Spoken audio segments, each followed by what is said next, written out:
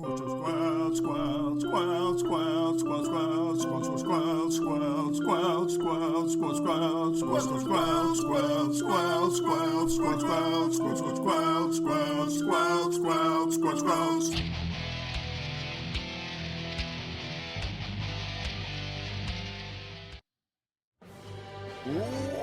back to Squelch, the video game book club. I'm Dano. I'm at arms. Dano, am I supposed to be recording now? Because you counted down 5, 4, 3, and then you stopped at 3, and I didn't know if that, like, were we supposed to fill in the 2 and 1 on our own, or if I was still waiting for the 2-1? What's my responsibility? No, this is a super good bit. This bit is so good that this happened even before we were recording for our patrons. So not even they will get this bit, which is the best bit. This is a bit only the 3 of us get, which I would 100% agree with. No, great. It's good bit. Yeah, you should be recording now. Yep. Yeah. Okay. I'll hit the record button. Can we start one more time, and I'll this time we'll know. This time we'll know for sure.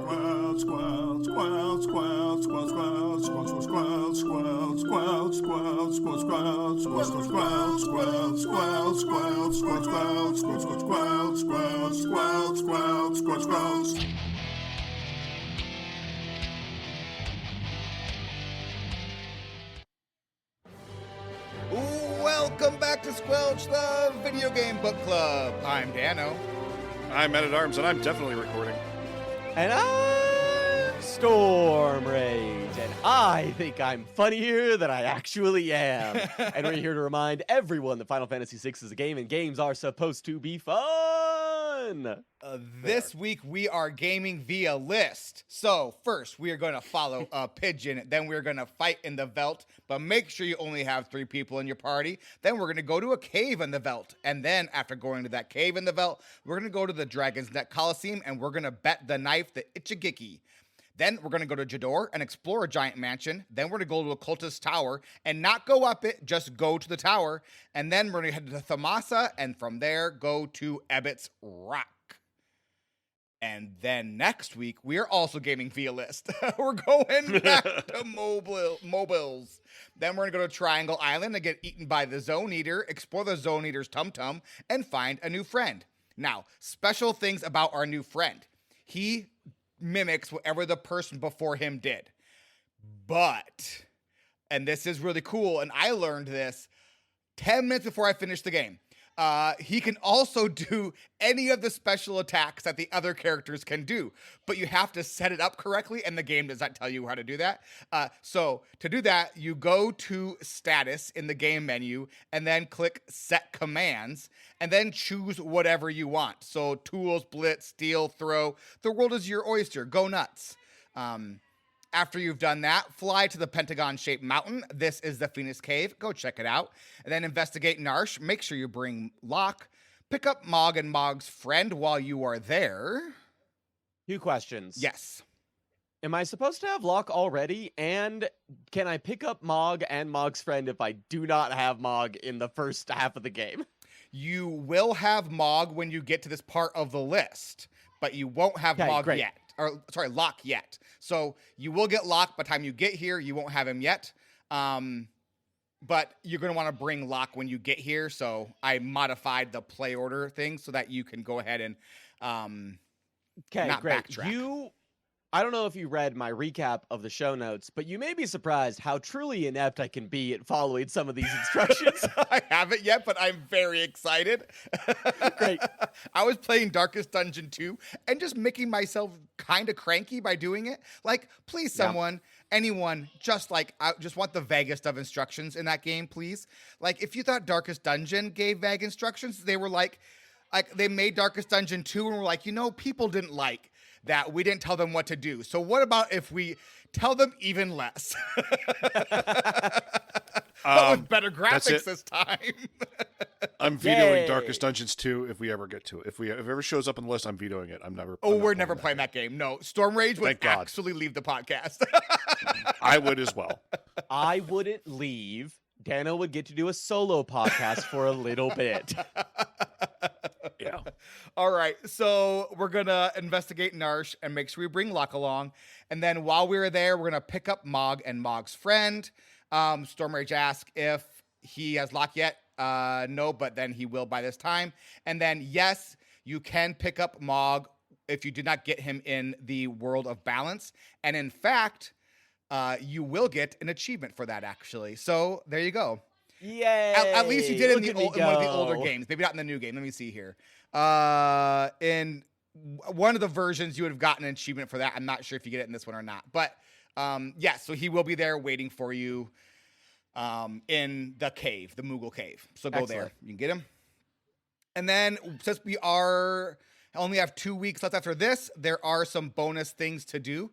So one thing you should 100% do, this takes you 5 minutes, is return to Sabin's cabin and get his ultimate Blitz. It just is the only thing you will do with Sabin for the rest of the game, so there's no reason not to get that. Return to Doma Castle and then make Cyan great again, as long as he has haste. What does this mean, Dano? Because I don't like the way that this is phrased. It makes me not want to go to the castle. So when you go to the castle, you'll get all of his Bushido abilities. So including his number 7 ability, which is like a ramped up number 4 ability. So the one that like attacks 4 different things randomly. It's that, but more powerful. And then if you give him like the haste boots or the Hermes sandals, as they're called in this game, the Hermes sandals, he actually will get through his timer quicker, and he's actually pretty decent. At least it felt that way to me. Maybe I'm wrong, but I actually thought he was just fine. So, do you sometimes think when you're talking about these characters and their abilities that you are accidentally ordering from McDonald's? Because, yeah, I'll take a number 7, which is just a bigger version of the number 4. Because I'll take 4 instead of the 7. I just need a little bit more on this one, a little bit beefier, if you will. I know the number 1 is supposedly the best because it's the quickest, but it just doesn't fill me up. Yeah, I need a little bit more. Other fun things that you can do, but don't have to, is climb the Cultists Tower. I would definitely encourage a guide with this, just so you know what you're getting into. Because you only can use magic in this tower, and so I would just encourage you to kind of make sure you use a guide if you decide to go it. You can cleanse the cursed shield. We talked about this last week. This isn't as hard as it seems. Just go to the sad island that Celis was on, and then give whatever person has the shield a ribbon, and then let monsters die 250 times, and then you get a very powerful shield. You can explore the ancient castle. To do that, you take a ride on Figaro Castle, and when it gets stuck, hop out and go through the entrance you use in the prison cells of the castle. I do think it'd be fun for Storm Rage to explore the ancient castle just for his mind to melt a little bit about the physics of the underground castle situation.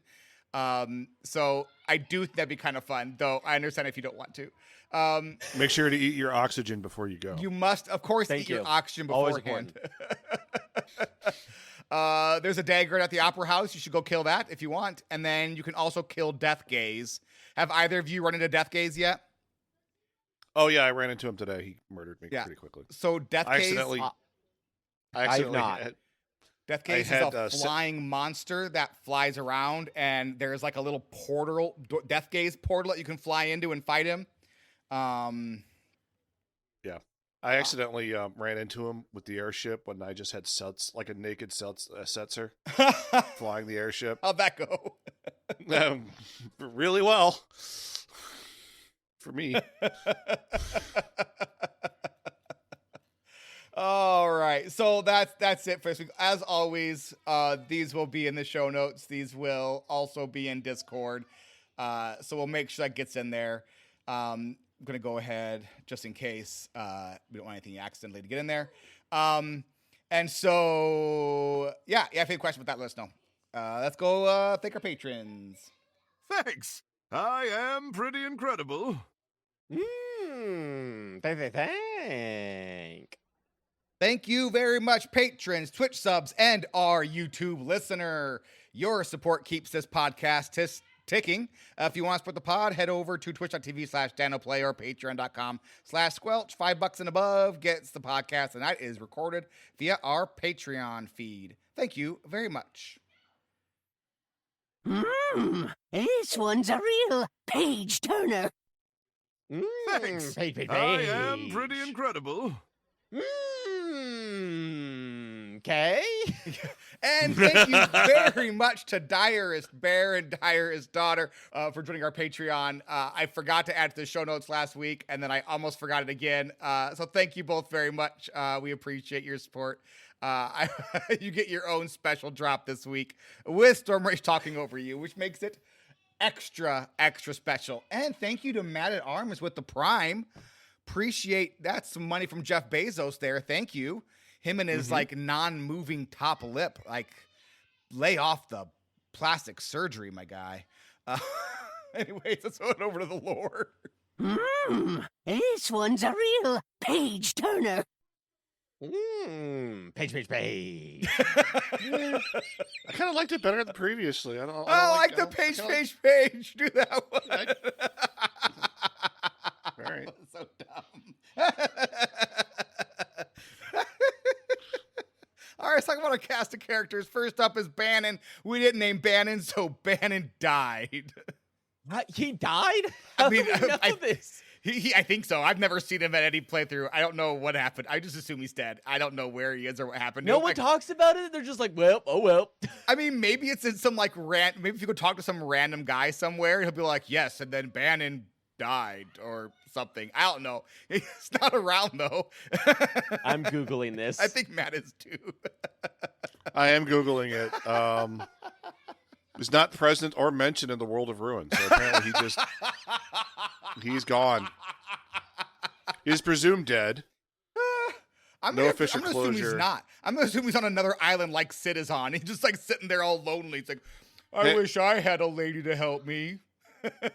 There are some fan theories that he suggests that he is our character that we're recruiting next week that's hidden in Copy's ability. Oh, that's not true though, because there is you can talk to that person's trainer or mentor or whatever at a certain place, which presume he's been around for longer than a year. That is fun though. Yeah. I do like that idea.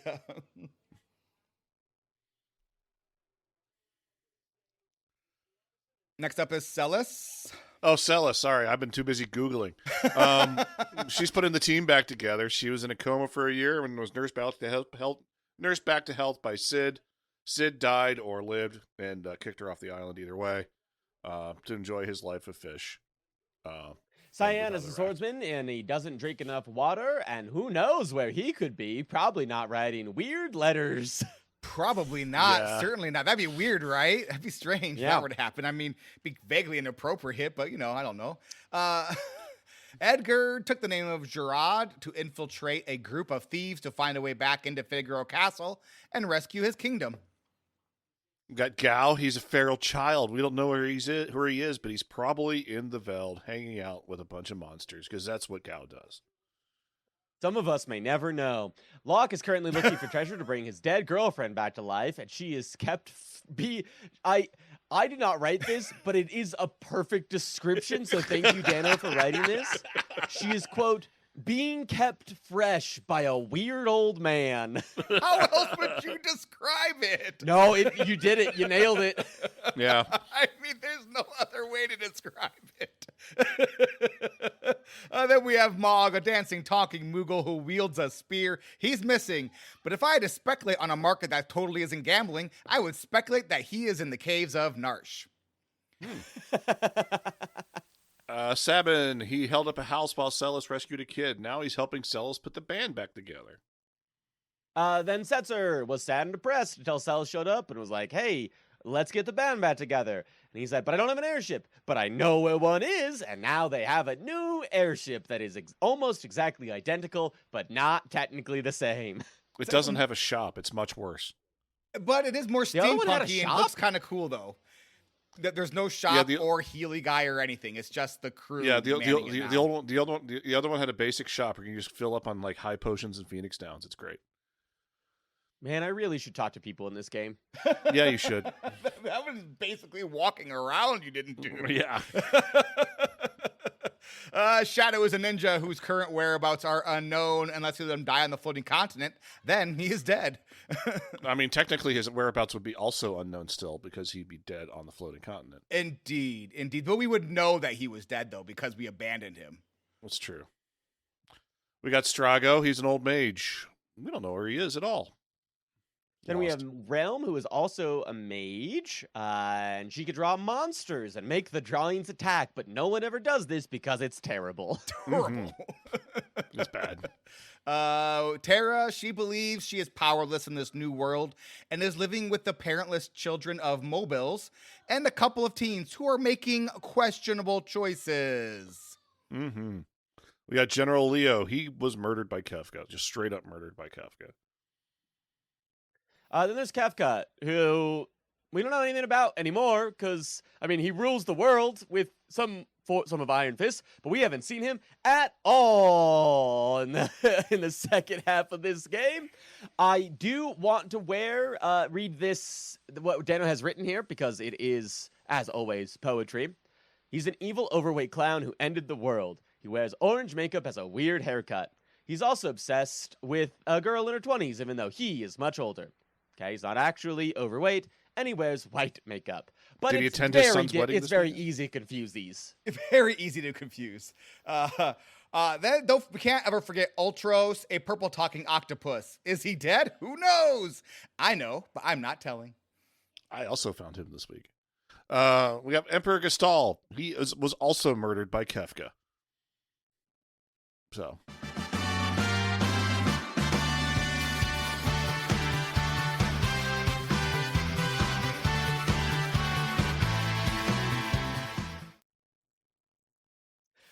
We begin our recap as we continue to find our friends. We now have a ship so we can fly around. Truly, the open world is here.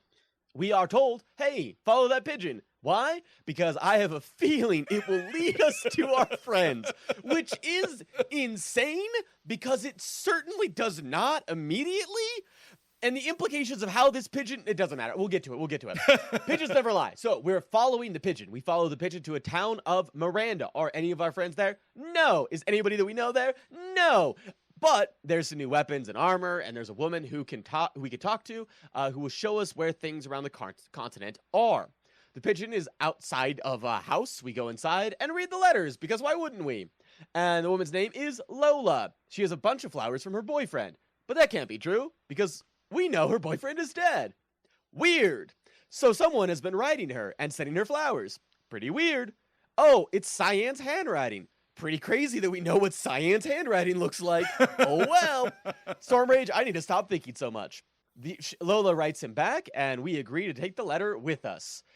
By following the pigeon? I don't know exactly. Like, we tie we go outside, we say to the pigeon, hey, here's the thing, then the pigeon flies off, but not directly to the place. It flies off near the place, and then we get to the place from that.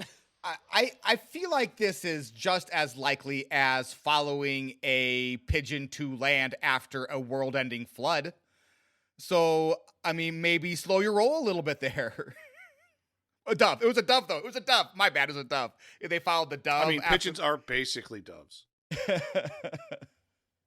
What is this? What? The Bible, Storm Rage. That's the flood myth Noah's in the Bible. flood.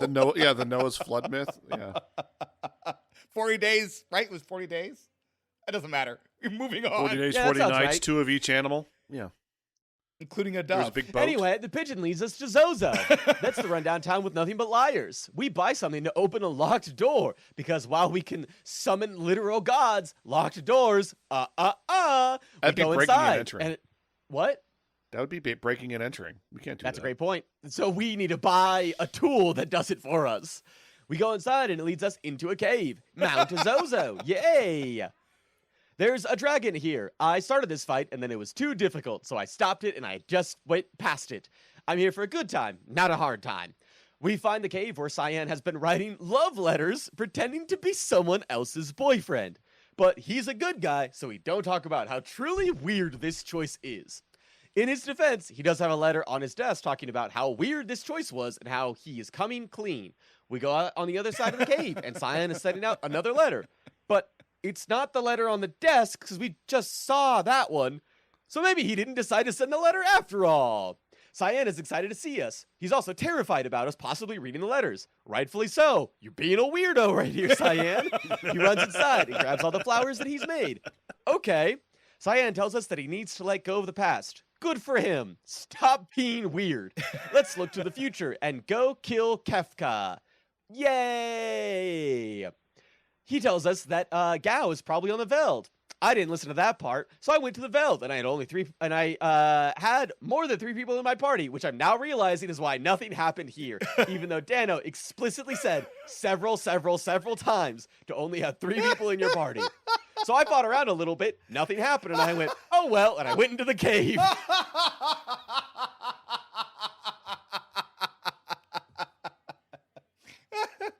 Did I do good, Dano? Is You this did what great. hoped You would did happen? great. No notes. Don't ever change. So if somebody that I assume followed Dano's instructions want to talk about what's supposed to happen here? Gaw shows up, and then you recruit Gaw to your party. Like, he's just like, hey, Yeah, remember me? I'm it's- Gaw, your friend. And we're like, hey, we remember you. And then Gaw's part sure of you the have- party again. Yeah, it's literally how you recruit Gaw the first time you throw 30 beef seconds jerky of at your him. time. Yeah. Can't be bothered. So I go into the cave, and the cave has a lot of things, and we work our way all the way through the cave because there's a lot of things, and then we eventually find Shadow. Except for it's time, this is actually Shadow. I thought that the last ninja that we saw in the cave was Shadow. Turns out there's multiple ninjas hanging out in caves. Uh-oh, Shadow's really hurt. He's unconscious. It's time for a boss fight. The first phase is we fight a Behemoth King. Cool, that guy was pretty tough. Then there's a second phase. It's another Behemoth King, but slightly different colorations and slightly different abilities. Yes, Stano. I feel like one should have been the Behemoth Queen. Like, why not a Behemoth yes. King and a Behemoth Queen? That would have made perfect sense. Oh, I- agreed, actually- 100%, Matt. Actually, I think it's like Behemoth King and Superior Behemoth King. It's like, or something like that. You might be right, actually.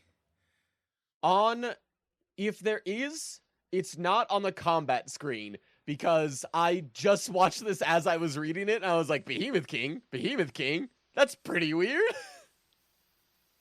Either way, it should have been Behemoth Queen and Behemoth King. I think that seems like a no-brainer to me. I absolutely agree. After the fight, after we get through the cave, we get a cool sword called the Ichigeki. Cool name.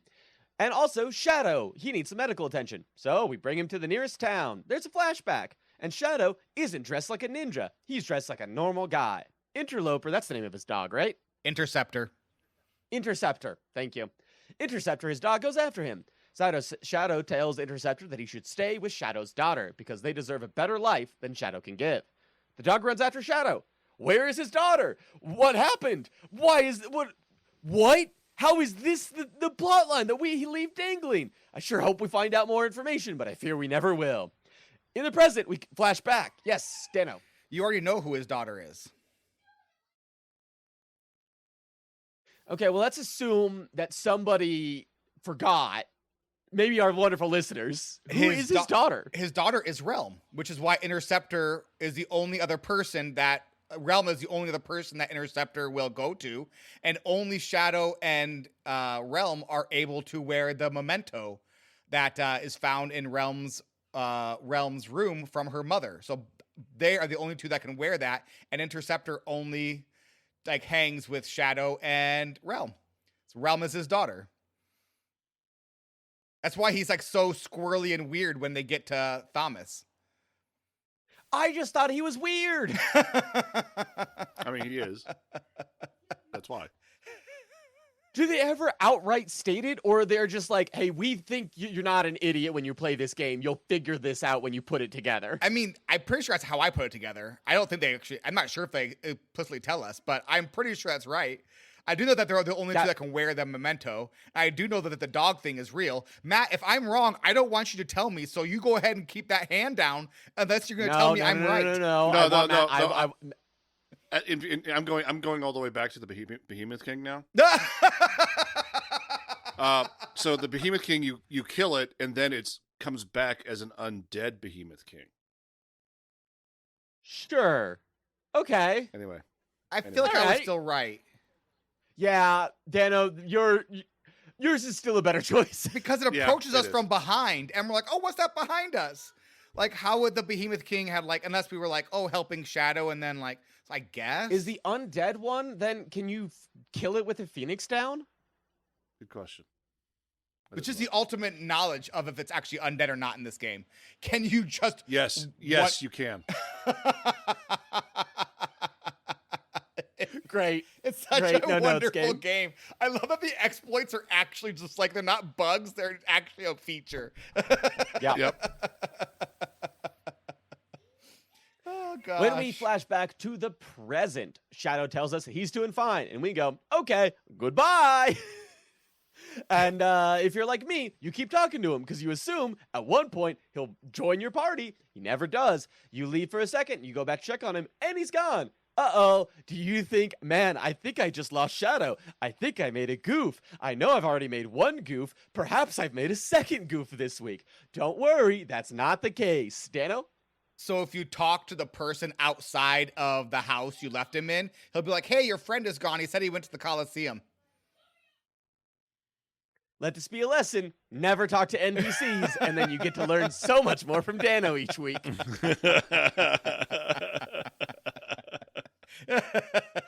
That makes sense. Why we go to the Coliseum? Let's go to the Coliseum! At the Coliseum, you can bet items in order to receive certain rewards. It's really overwhelming when you walk up to the person and they're like, what would you like to bet? And it opens your entire inventory. And you're like, what do you mean, what do I bet? Am I supposed to bet good items, or can I bet any item? I don't need to worry about that. I know Dano told me to bet the Ichigeki, and while I didn't listen to him the first time, I'm listening to him this time. So I bet the Ichigeki, and then the fight pops up, and you're fighting against Shadow. What? He was just injured, not doing so good. And we don't do any damage to him. Doesn't matter who you pick, we don't deal any damage to him, and he beats us. And again, I thought, wow, did I goof this? Am I supposed to beat Shadow here? Nope, absolutely not. Afterwards, he kicks our butt, and he asks us to join us. Or we ask him to join us. He does. Yay! Does he kick our butt, or do we win? I won. I won too. Because I chose Celis, and but she kept but it was one of those things where it's auto attack. It doesn't. You don't get to choose what attacks you do. It just does it. Correct. And so she just kept on doing Runic Blade, and it was really frustrating. So what I do is I give Edgar a spear, and then give the dragon boots to him, and then hope he does jump, because then he's missing whenever they do the thing, attacks, and then he just gets them that way. Ken, my fight, Celis did literally 0 damage every single hit. Weird. Oh, wow. I think I won that fight. Maybe I'm wrong. No, I won this fight for sure. Either way, it's fun. Either way, he comes back. He joins the party. So I guess it doesn't matter. This is a really good episode. I only want to play old RPGs as Storm Rage now, just for him to be confused all the time. Should we do Breath of Fire next, or Dragon Quest? No, look, I could do one old RPG a year. Anything pre-2000, we get one a year. Otherwise, my head will explode. Lufia 2, maybe? Right. We could do Lufia 2. Oh, God, I might quit. Lufia 2 is great. Don't you disparage Lufia 2 on this podcast. Okay, as long as we're not playing Xenogears or something. All right. So we go to Jidoor, and we have to go explore the giant mansion. So we get there, and it's good to know that when we get to Jidoor, and it's good to know that the super rich are still doing the capitalism things in the auction house. You can go into the auction house and try to bid on something, but you get outbid no matter what you do. I forget what it was for. I don't know. There was a cutscene in there. So there are certain things in the auction house you can buy, and certain things you will always get outbid for. Yeah. Like the relics, you can win those bets. The the espers, you can win those ones. But the silly goofball things, you can't get. So the chocobo and some other things, you'll always be outbid. So. Gotcha. I should probably go to the auction house one day. At this point, it's not going to really affect anything. I wouldn't worry about it. They got espers every once in a while, right? Yeah. So also we learned that the richest man in town has hired a little girl to be his new artist. That seems weird. We should go check on that just to be sure. So we enter the house, and it's super dark. We make our way up, try to make our way upstairs, and a voice tells us to stay away and pushes us off the stairs. Huh, that's weird. That's not going to stop us anyway. By the way, there's this diary over here on this desk. Let's go read it for a little bit. It's from the owner of the house, Owzer. His name is Owzer, like Owzer. We just, we read the diary. He looks like he just bought a new painting, and it's huge, so he doesn't know where to put it yet.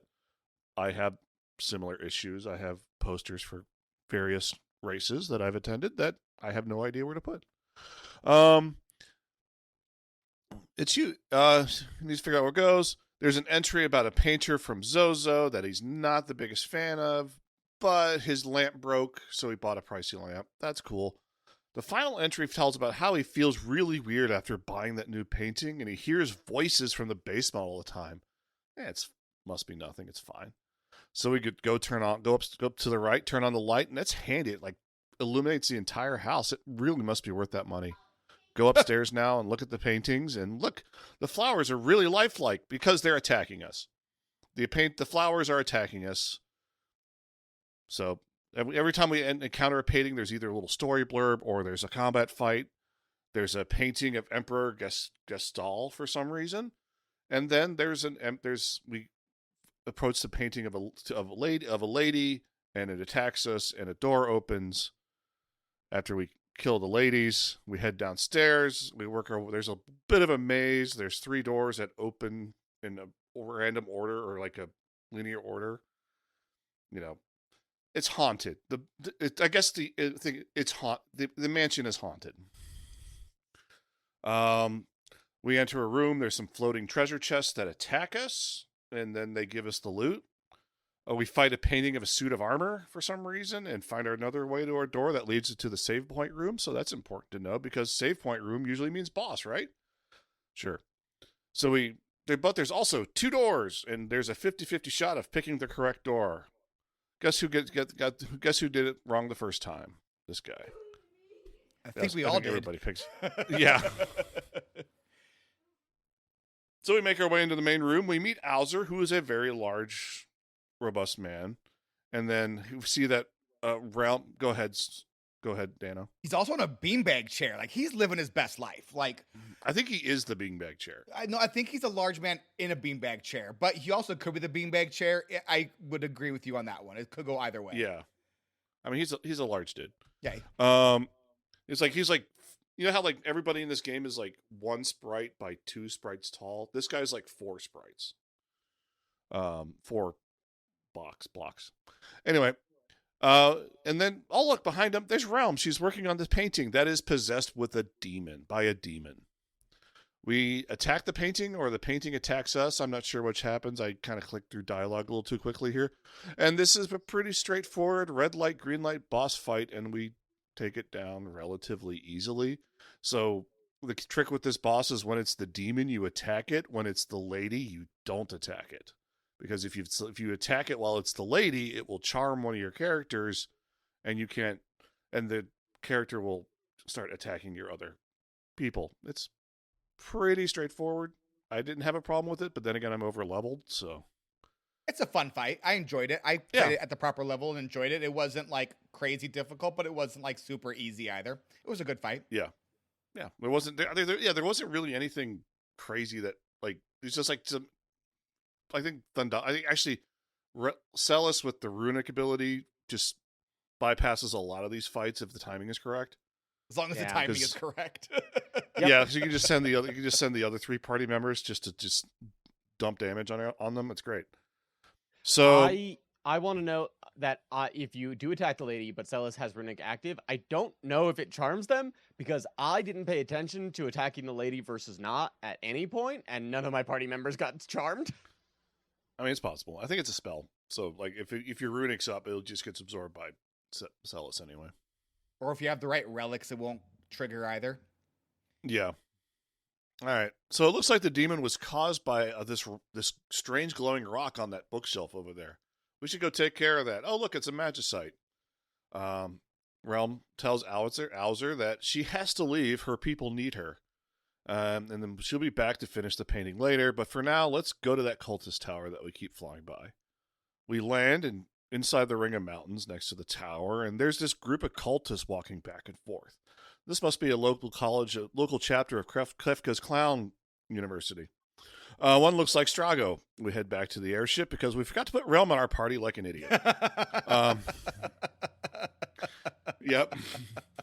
We head back, and there's a cutscene where Realm jumps on the stairs, insults Strago, and he freaks out about seeing Realm again. He assumes she was dead. I don't think he looked that hard. Realm calls him an old geezer, and Strago laughs and joins the party. We can explore the Cultists Tower if we want to. I don't think Stormrage will. I might. I don't know, depending on how much I want to play next week. But make sure you have a magic focus party when that happens. Then we make our way to Thamasa. Yeah, since we got Strago and Realm, it is time for a trip home. Realm takes a little walk around town and then runs panic back to Strago. It turns out that Strago's best friend, Gung Ho, is seriously hurt. That's his name, Gung Ho. I don't want to hear anything about it. I'm not even joking this time. It's just Gungho. It's Gung Ho. I don't know what to tell you. So Strago rushes to his side and asks who did this to him. It turns out that Gung Ho and Strago's old nemesis, Haydn, has returned. Gung Ho tried to hunt it alone, but it seriously injured him. Yes, Stormrage. May I propose Haydn? If you want to say Haydn. He Thank does you. say at some point that it is just, Haydn is just the old tongue for hidden. Well, point in Dano's favor. So Gung Ho asks Strago to avenge him and hunt Haydn. Strago isn't so sure of this at first, accounting for the fact that he is old as dirt, but Realm is all like, you can't just let Gung Ho die without being avenged. Strago thinks about it and then leaves, telling Realm and Gung Ho that he is off to hunt Haydn alone. Realm chases him down and is like, what in the world are you thinking of going alone for? And Strago is like, I'm a man, and as a man, I have to do this alone because men do stupid things. Realm rightly agrees that this is a stupid idea and says she is coming along. So Realm, Strago, and two of our friends head off to Ebot's Rock to hunt Haydn. The team heads into the cave on Ebot's Rock, and inside it is pitch black with only a small circle of visibility around the party. They step on a switch, and it magically transports them to another part of the cave, another small cave we couldn't get to before that. But this time, there is a treasure chest blocking the path forward. We approach the treasure chest, and it opens up and begins to speak. It says it loves coral and demands that we bring it coral. Coral, coral, coral, coral, coral. That's what it says. Okay, so I guess we're going to try and find some coral. We find another switch and step on it, and it takes us to another dark room with another treasure chest. This one doesn't speak, but it does have coral in it. We take that coral back to the treasure chest and feed the coral to it. It demands more coral. So we run around the cave, stepping on as many switches as we can and finding as many treasure chests as we can, all of which are full of coral, until we have fed it so much that it finally lets us pass into the next room where the demon Haydn and his four little friends wait. So there is a yes, Stormrage.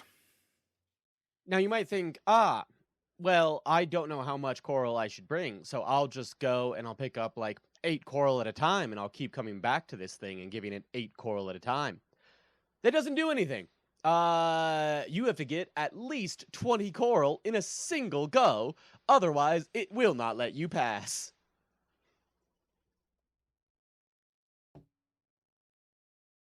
Matt, any thoughts?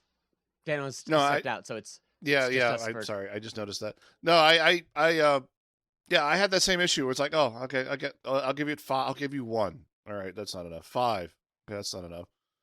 Fine. I'm just gonna find all the coral and just give it to you. And I ended up giving him like 65 coral.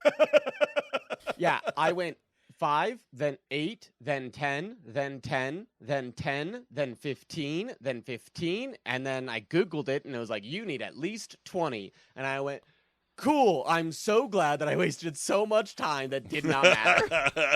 It's all very much labyrinthine as well, where like you're just like stepping on switches and it's taking you to different places, and you only talk can about see like this a few later. pixels around you as well. So I'll talk about this whole area and areas like it later. It is made much easier with the minimap now. The minimap did not exist in the original game, so that minimap does make it a lot easier. But yeah, it is. Yeah. So there is a little trick to this fight. You have to kill his 4 friends first. You don't have to, but if you don't, he won't use the Tri-Delta attack on you, the spell, which is the most powerful lore in the game. So if you did what I did, which was just kill Hydon, you don't get Tri-Delta, and you have to go back to a previous save and do this all over again to make sure you kill the 4 little guys first. You actually don't have to go back to a previous save. You can just talk to Gung Ho again, and he'll be like, Hydon's back. Really? Yes, that is at least according to the wiki, because I was looking up this fight, which is the only reason that I knew to do this particular thing. And it was like, just so you know, if you do this, if you screw it up, here's a way to fix it. I was like, so I finished it. I finished the battle, and I was like, why did I do this exactly? And I was like, I was supposed to get some lore, wasn't I? And so I Googled it. I was like, I didn't kill all the 4 little guys. I just killed 3 of the little guys and kept the one alive because, like, he wasn't doing anything to me. And then I was like, that was a goof up. And so I did it again and killed the 4 little guys, and he used Tri-Delta. And then I went ahead and killed Hydon. And if you don't kill Hydon quick enough, he summons 4 more little guys, which is fun. Yes, Matt? Fun fact, Phoenix Down kills Hydon. But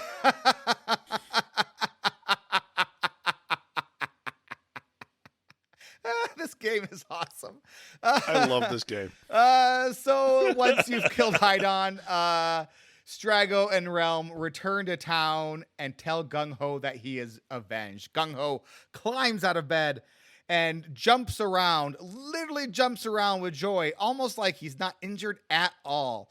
Gung Ho and Strago stay up late into the night, with Strago telling Gung Ho the story of how he vanquished Hydon. Once Strago falls asleep, Gung Ho speaks to Realm and asks if it is really okay for them to continue to let Strago believe that Gung Ho was hurt. Realm was like, for sure. If we didn't lie to him, he would have continued to mope around doing nothing with his life. That's where we end this week. Taste my grilled cheese. Munch. Hey there, what's our first good, Matt? Strago and Realm. I just love them. They're great because it's like Realm is like just constantly insults and makes fun of Strago's age all the time in the most loving way possible. And Strago's just happy to be there and happy to like happy the fact that Realm's alive. Like, he gave up on her. He joined a cult. He did indeed. It's like, you're alive. Thank God I don't have to be in this cult anymore. Oh, it's great. What's the not so good? First thing, did you pay the thief 100,000 gold at the tower there to get the hint? Not yet. You don't have to you don't have to do it, but if you do, he will tell you to go back to Narsh, and that someone there is looking for you, and that you'll have to unlock everything because everything is locked. But if you unlock stuff, there's stuff to find there. So I was like, you gotta be kidding me. This can't be a thing. So I did a quick save, and I clicked on. I was like, this is actually 100,000 gil well spent. Okay, interesting. Yeah. The good news is I'm doing 4x gold because why not? And I have plenty of gold to throw around. I've got the not so good. And as we kind of implied earlier in the episode, it's Bannon and the Emperor presumably being dead. Like, they were, like, Bannon especially was, like, quite important. And for everyone to be like, we have to get the band back together. Except for Bannon. We didn't give him a name, so he doesn't count. He was only in our party for a little bit. All I did was pray. There is someone you can talk to somewhere, I don't remember where, who will tell you the Emperor is dead, but I don't remember where it is. But the fact that we saw him die. I guess so, but like Kefka blow him up, right? We see stuff all the time, and like it's not real. AI generated video, but especially Bannon, because like he dying. very much just like disappeared off screen. It's like, what happened to him? He's like, I'm done. What's the best good Storm Rage? There's so many characters, and we really don't get to spend a ton of time with each of their stories outside of a few. Like, we spend a good amount of time with Terra's story. We spend a little bit with like Sabin and Edgar, but for a lot of the characters, we don't really know a lot. And being able to get a little bit more background or spend a little bit more time focused on just that character, I think is nice. It's nice. He asks each traveler 3 questions. 3 questions. That's a magic number. I will ask myself 3 questions. Matt, what are you liking so far? I'm going to double down on the Storm Rage's best good here. The little vignettes we get with each of the characters when we meet them and like recruit them again is just wonderful. It's like those little companion quests we get at the end of BioWare games where you're just kind of like get in, like, finally you worked on the relationship enough and now you get the little treat. But this time the gameplay is the treat and the little bit of story at the end is like the little bit of candy on top of is the cherry on top of the treat you get. And I love it. Storm Rage, what are you liking so far? Honestly, I just like talking to you guys about this game because I'll run into something and I will go, this is dumb. This is stupid. Why does this exist? And the mother you guys will be like, here's why it's super fun and silly. And I go, all right, I'll allow it. Dano, what are you liking so far?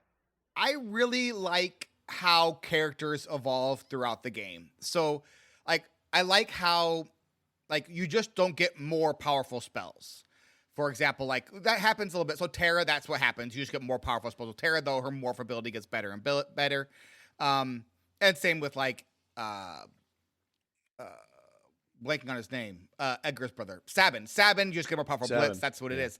But for a lot of the characters, it's not that you just get more and better of the things that they already do. But for a lot of them, they kind of switch what they do completely to become more powerful. So, for example, like with Edgar early in the game, his tools are fantastic. Like the tools are like the thing in the beginning of the game. But by the end of the game, the tools aren't that much to write home about.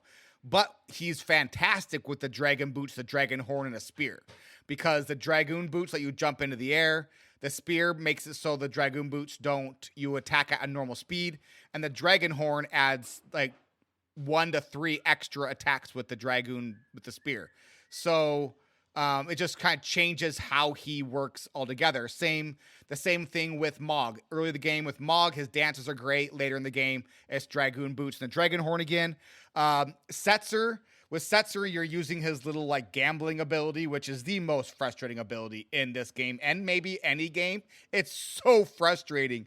But later in the game, once you get the fixed dice, which you can get at any point because you just have to do a quick little raid at the beginning of, I think it's path 1 of Kefka's Tower, you get the fixed dice, and then you go and you collect all of the imp gear and then just turn him into an imp and let him throw the fixed dice along with the, there's another master's thing you do with it as well.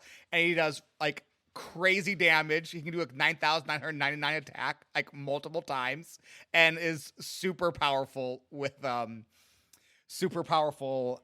great defense as well as an imp. So you turn Setzer into an imp and that's his like ultimate form. And I love that the gambler becomes an imp. It's so much fun.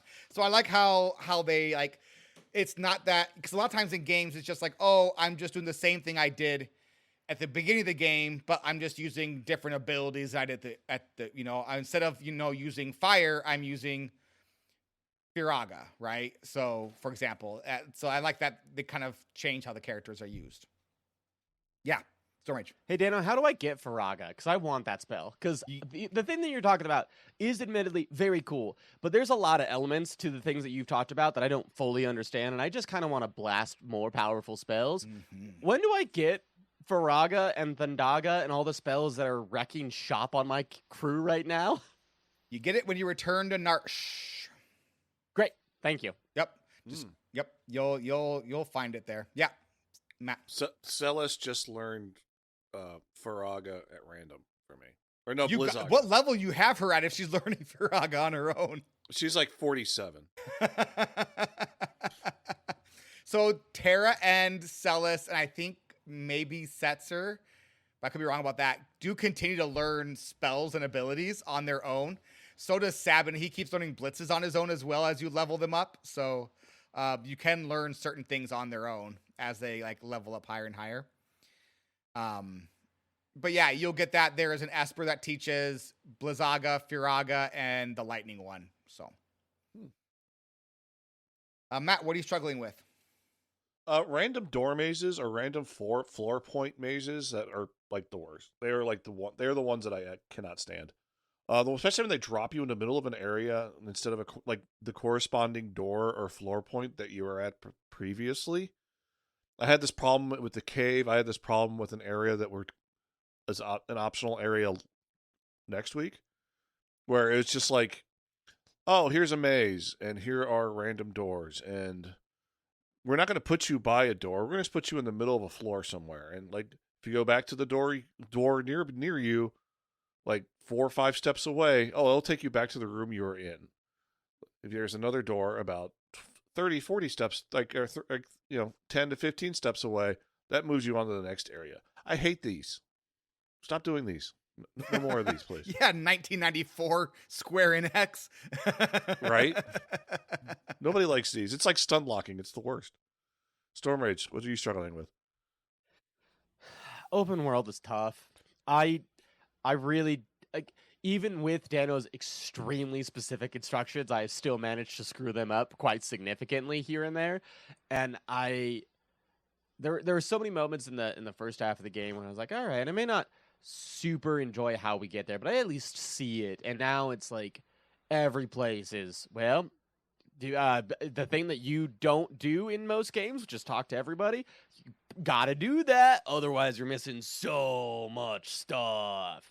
And so it's just kind of playing into my weakness as a player, which is just a little bit of a saltwater toughie. Dano, what are you struggling with? Do think was a different expectation in the 90s with games and stuff, though, as well, as opposed to like 2020s gaming. But yeah, I get it. Yeah. So for me, I'd say the overarching story of the World of Ruin, which is to say there really isn't one. So the story is finding friends, and then once have friends, attack Kefka's tower. So it's really like it is a second act, but it's kind of a second act in the same way of the second act of what's that musical we like so much with the singing and the witch? Wicked. It's kind of like Wicked. Like Act 1 of Wicked is really neat and lots of stuff happen, but then like Act 2 of Wicked, it's like, okay, this is really all on. There's not a lot really going on here, so they just gotta be sad for a moment, and then they're gonna pretend, right? So, yeah, it's like I have no problem with it. I really love it. I think it's a super cool way to like have an open world, but it really is a bunch of like short stories as opposed to one long story, which is fun and cool and interesting in its own way. But like, there really isn't like any connective tissue beyond we're all friends and looking for each other, except for that Bannon guy, because none of us liked him in the first place. Totally. What surprised you about the game, Matt? How quickly I kind of blew through content here, but then again, that's on me for being at 4x everything. Like all my characters are like low to mid 40s at this point. Like I'm picking up characters at like level 42. It's like as I acquire them, it's fun. And it feels like the enemies are keeping up with me a little bit, but I think that's more down to like my gear being bad because I'm over leveled at this point. So I think I just need, like, once I get everybody here in the next week, I think I'm just going to focus on getting gear and kind of trying to optimize people. But that's where I'm at. Storm Rage, what surprised you? Yeah, similar, Matt. I kind of expected that my gear, or not my gear, my level would kind of blitz me through a lot of this, and that's not the case. And it feels like leveling is certainly a lever, but that there is perhaps more, or maybe I'm just not using it well, emphasis on using very niche spells in certain fights and having the correct equipment. And so it's like in some fights, you gotta cast float on everybody. And it's like, why? Why would I ever do that? Float seems like a useless spell, but in this fight, it basically means that you win the fight. And so it feels like a lot of this game is knowledge over level or like raw power, which I think is good for a game of this style, but it has surprised me a bit. Matt? This is something for next week that I can talk about that I remember. All right. Forget it. Dano, what surprised you? I was gonna say how much I loved using the open world as a like a way to go and find cool big bosses to fight and find new friends, because that is just super fun. My favorite thing to do, and I think it's done so well in this game. But I changed it just now based on what you said, and the optimizing your characters is the way to really like shine in this game. So like I don't think I ever got past like the low 30s and then went and finished the game, but like my characters were optimized. Like they didn't all have the very best gear. I didn't optimize to that extent, but like I made sure that I had the imp gear and fixed dice for Setzer. I made sure I had the right magical armor for Terra and Celis. I made sure I had Sabin's ultimate Blitz technique. I made sure I had the ultimate Bushido techniques for Cyan. And that kind of stuff, those kind of things I love doing, right? Which is going and like finding those little cool things. And so level never became an issue because I spent the time like getting Gau's best rages and getting the ultimate lore and, you know, making like cleansing the shield so that I had the best shield in the game and all that kind of stuff. So like optimizing the characters really can just make you get through the content pretty easily without having to worry about doing a ton of grinding for levels and stuff. So I think what that surprised me because I didn't really think about it, I didn't really know about it, that was that big of a deal until kind of hearing you guys talk about it. And it really is. I did play the game a little bit differently than you guys have. Instead of focusing on like the level, I just kept 1x on XP the whole time and then just optimized. And that's cool that there are multiple paths. I like that. Mm-hmm. Especially in this version. Yes, indeed, especially in this version where you can spend 15 minutes instead of 2 hours. You want to buy some death sticks? You don't want to sell me death sticks. I don't want to sell you death sticks. You want to go home and rethink your life. I want to go home and rethink my life. Storm Rage, sell the game to a friend. It's basically 2 games in 1. Matt. Where did I put it? Oh no, I queued too many attacks in the red light phase of the boss killed me. Oops. And for me, you know what? Now that I think about it, we didn't have to go to Ebot's Rock at all, and that was all totally optional. Oops. I'm sure Storm Rage will forgive me. You didn't enjoy the floor puzzle dark maze? I was literally putting together the show notes for next week, and I was like, wait a minute. There was really no reason to go to Ebot's Rock at all except for to get that lore. Yep. That is correct. Forced side questing. My bad. My favorite thing. Oh, that's it for this week. Next week, we are going to find the rest of our friends and 2 new friends in Final Fantasy VI. Thank Maybe you all. 3. /3. Thank you all so much for listening. Thanks to all our Twitch subs and patrons for patronizing us. You can find the link to our Discord and support the podcast in the description of the episode. Final Fantasy VI is a game, and games are meant to be fun. Yeah. And don't forget that the world might be destroyed, but at least everyone we gave a name to is still alive, probably. Baby. Baby. This is the end of the show. Everybody bye!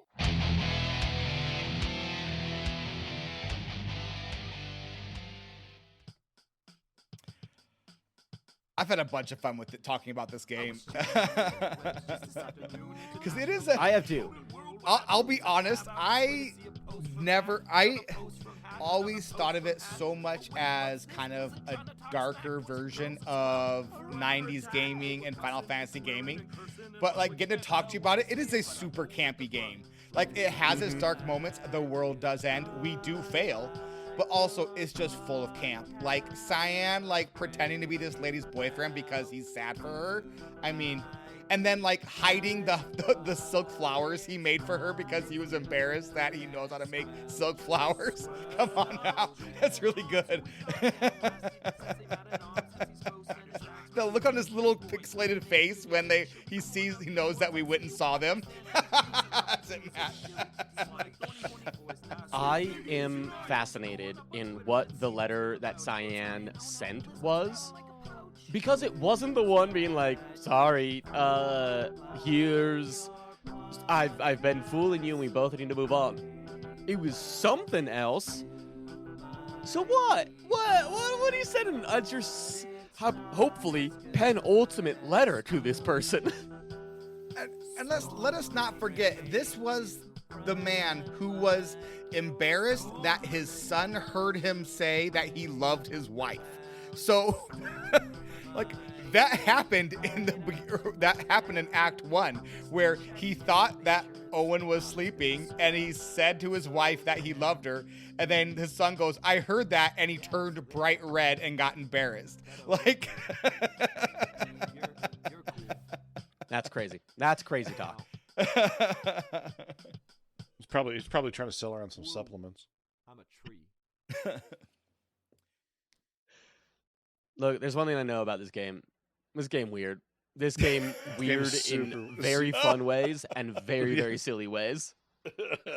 And we're going to follow this with Dragon Age the Veilguard, and I just don't know if I can handle that. I don't know if that whiplash is something I can actually survive.